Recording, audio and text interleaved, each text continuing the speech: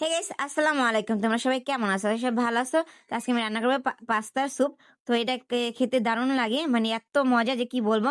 তো এই যেহেতু এখন রমজান মাস, এই ইফতারির পর এটা খেতে ভালোই লাগবে, ঝাল ঝাল খেতে একদম ভালো ইয়ামি ইয়ামি লাগবে।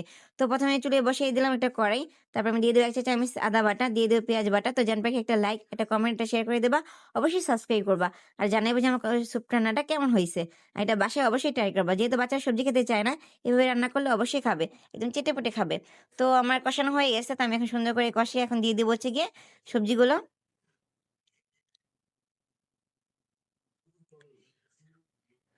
আমি কিন্তু এখানে 2টো টমেটো দিয়েছি, একটু স্যুপটা একটু মজা হয়। এই টমেটোগুলো আমি ফ্রিজে রেখেছিলাম, সেই জন্য এরকম দেখা যাচ্ছে। তো আমি সবজিগুলো এখন দিয়ে দেবো। তো সবজিগুলো দেওয়ার পর আমি সুন্দর করে এখন ভালো করে লাড়াচাড়া দিয়ে এখন ভালো করে কষাবো। কষানোর পরে আমি দিয়ে দেবো পানি। তো দেখো আমার সবজি কালার চলে আসছে, কত সুন্দর। তো আমি এখানে পেঁয়াজে কালিও দিয়েছি কিছুটা। তো এখন পানি দিয়ে দেবো 1/2 কাপ, যেহেতু আমি স্যুপ রান্না করবো। আর স্যুপে একটু পানি না হলে হয় না। তো আমার স্যুপ দেখো বলক চলে আসছে, তো আমি এখন পাস্তাগুলো ঢেলে দেবো।